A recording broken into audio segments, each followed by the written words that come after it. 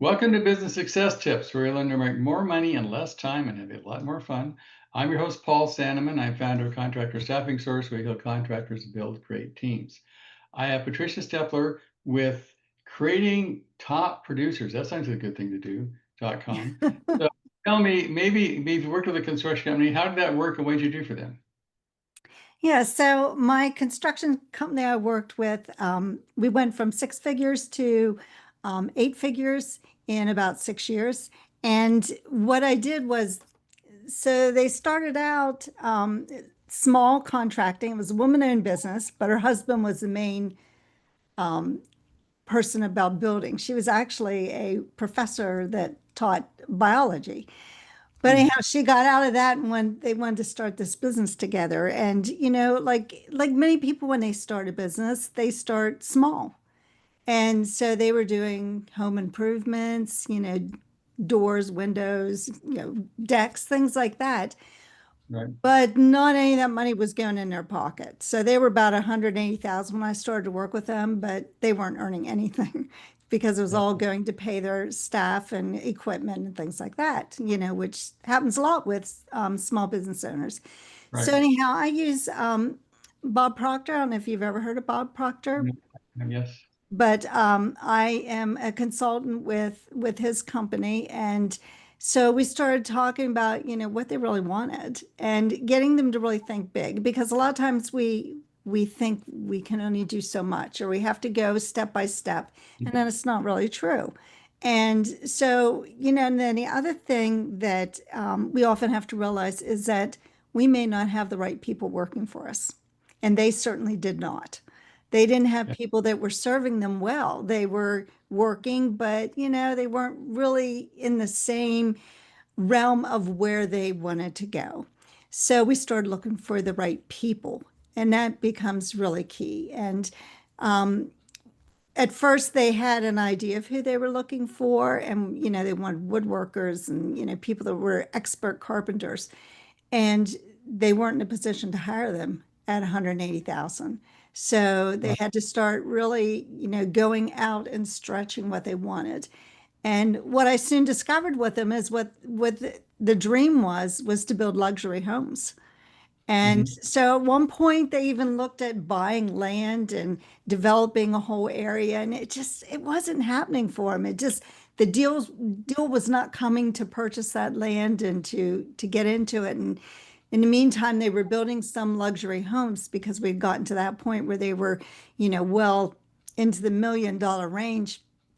And as they kept moving towards that, not everything went right. And they had some ideas that didn't work out. Like they thought in the winter, because we live in a northern state, that they'd do some snow plowing. So they bought these trucks and put snow plows on, and that really didn't work very well for them.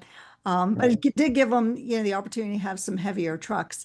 But like I said, they were trying to buy this land, and just wasn't happening. And then they started to realize that, building luxury homes wasn't always a fun thing to do because those people were very demanding and Right. would change their minds and change orders, and then the costs would go up and then they'd be upset about that. And, all those kind of things happened. And in the meantime, her husband, we were able to retire him from his job. So he joined the company. And then he started to look for commercial. And they had two divisions. So they had this luxury home area and then they had the commercial. And eventually, they started to let the luxury homes go because it wasn't always fun and it was stressful and challenging to deal with some of the clients. And they started going towards the commercial, and they started getting into, 8, 9, 10 million and up to 13 million, um, working as building commercial.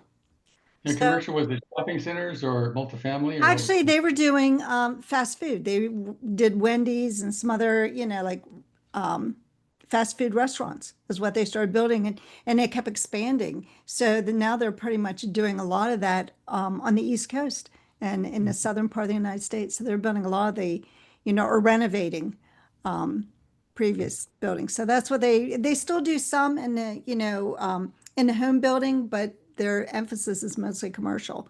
So they have a lot of subcontractors they're working with, and they, will travel all over the place to, make these deals with the different fast foods. So, a question, how did you get them to change their vision? Because a lot of people have this certain vision and they sort of stick to it way too long. Um, how did you get them to say, well, maybe we should do something else, and not snowplows, but something that made sense? How did you, Yeah. how did you help them make that shift comfortably? So I think I was fortunate because the husband of the team was very much a visionary person, and he could see more, and he always wanted to do more commercials. So for a while they were remodeling some local grocery stores, and then they also got in as a subcontractor for a bigger contractor in our area and did some commercial work for them.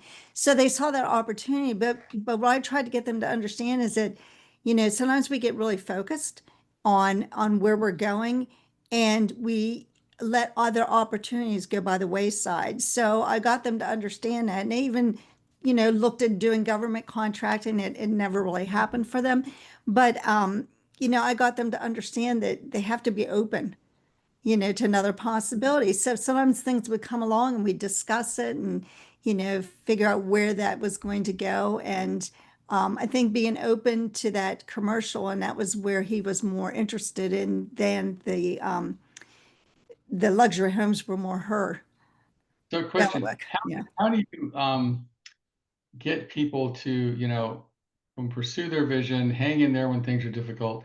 What was your part in this success process? So we really went through one of Bob Proctor's programs, which is Thinking into Results. And in that program, first, it talks about, building that vision and keeping that vision going, which was pretty easy for the husband, not so much for the wife. She was had a little more negativity inside of her, and she was afraid to stretch for whatever reason. So, Mhm. that actually made some conflict with them because, he had one vision, she had another. And I remember the one time they were talking about, purchasing their first vehicle for their business. I mean, they had some, one that would have their name on it, and they were trying to decide whether to get a new one or get a used one. And we talked about, well, what do you want your business to look like? Do you want it to look like you're you're proud of what you're doing and you're successful and get that new vehicle and get it painted the way you want it? Or do you want to get this used one that had dings and, dents in it and have that as your business? And, really the difference in price was not that much. So they Right. finally, bought into that vision. Now they have, a whole bunch of vehicles that have their name and have the, logo and everything on them. But, sometimes it's difficult, but once we got them to think bigger, and then it's really aligning yourself and having that belief in yourself, because not everything's going to go right. You're going to make mistakes, things are going to happen, you're going to lose contracts, things aren't going to go well. You buy that dump truck, which they did at one point because they thought it'd be easier for them, but it was not a good investment for them because they had more in repairs with it sometimes than the value of it. So not everything that you choose to do is going to work out well. And you have to realize that that's part of growing in your business. And it's, So, how do you, when you're coaching someone, how do you get them to persist in the light of things not going the way they want to? They make a projection, they don't happen. I mean, persistence among all things will pay off more than anything else. But how do you get them to persist when the economics are not there, they're not feeling good about it? I mean, you have them read books, you have them meditate. I mean, how do you get them Mhm. through the blocks? Yes, so they did the program with me, the Thinking Results, which was videos and worksheets. And then once we went beyond that, yes, I did give them some books that were to keep their mind in the right focus, because it's all about your attitude. It all comes down to your mindset, your attitude, your thoughts. So if you go around thinking, of how bad things are going to continue to get worse. And if Right. you, go into it with the mindset of the possibility of what it can be. And I remember, she had a picture that she just had on her refrigerator of what it was going to look like, what her business was going to look like. And she would look like at it every day. And it was just, a sketch drawing. It wasn't anything fancy, but she needed that, and there are times when things aren't going well, you have to hold on to something that will pull you out of it. And, Right. when things weren't going well, when they continued to lose money at times, and it wasn't comfortable, it was like, you've got to keep the vision of where you're going Yeah. because this is an investment. You're investing your energy, you're investing money into your business. And, for them, they were taking part of his salary to actually, invest into the business when they started. So do you have any books you would suggest that people read in order to help them keep that positive attitude? So one of my favorite books is The Science of Getting Rich by Wallace D. Wattles. Okay. And it's what I love about it and why I tend to give this to clients is because first of all, it's short chapters. So if you have somebody who doesn't really like to read, it's short, and you Mhm. can get through a chapter in, 5, 10 minutes. And it has so much power into it because it's really talking about the mind and staying focused. Because when you stay focused, when you believe in where you're going, and when you can see in front of you what you want instead of what's actually there, that's when you've Mhm. mastered your mindset. So, Mhm. for them, they were working out of their home. And so one Right. of their first things they wanted to do was to get a building. And so they were looking for buildings and they were looking for buildings that were not really close to their home. And, that didn't seem to make a lot of sense. And they just kept that focus. And all of a sudden, this building, which was, I don't know, maybe half a mile of that from their house, appeared and it was Mhm. perfect for them. And they remodeled it and put up a showroom and everything. And so things will come together when you keep focused on them. So instead of looking at a house or a business that they could purchase that was maybe 15, 20, 25 miles from their home, they kept thinking there's got to be something closer. And it appeared. And that's the way the world will work when you keep focused on it and you believe in where you're headed. So do you use like vision boards? You have to write it down. You write it. How do you help Writing it, people mostly to? writing it, speaking it, repeating it, the affirmations. Vision boards also work. Like I said, she had a picture that she used, which was similar to a vision board. And eventually they wanted to, get the second home. So, and they wanted to build it in the mountains and they used that. They actually, once they purchased the land, they had a drawing made of it, and they're about ready to start breaking ground on that second mountain home that they can have. So it's a matter of keeping that focus and knowing where you want to go and seeing what you want to see. So you work with a lot of small business. What do you think what's if you had to, what are the three biggest mistakes in your opinion that small businesses make that prevent them from getting where they want to go? I think the limiting beliefs is one of the first one. They allow what other people say. They allow, their own thoughts and habits that they have inside their subconscious mind to control them. And so they allow those limiting beliefs that are there because we all have limiting beliefs at some Mhm. point. And I think that's one of the first things they do. And then I think another thing that most small business owners don't realize is we live in this really instantaneous society where we, can get instantly, we can talk to somebody halfway around the world, and we think everything has to happen right away. And yet, when you're building a business, you have to become that person first. You have to see yourself as that owner. You have to see yourself as the success that you want to be, and then the success will come. It doesn't happen the other way. You have to, actually do the You have to things that you need. have, right? People think if they have the stuff, they'll do good things and they'll be happy. And the truth is, you need to be the person who should do the things and they have the stuff. And being doesn't cost anything, right? That's free. Right, right. And then it's the actions. What actions are you taking? Are you taking the actions you need to take? And for small businesses, it is key to have the right people working for you.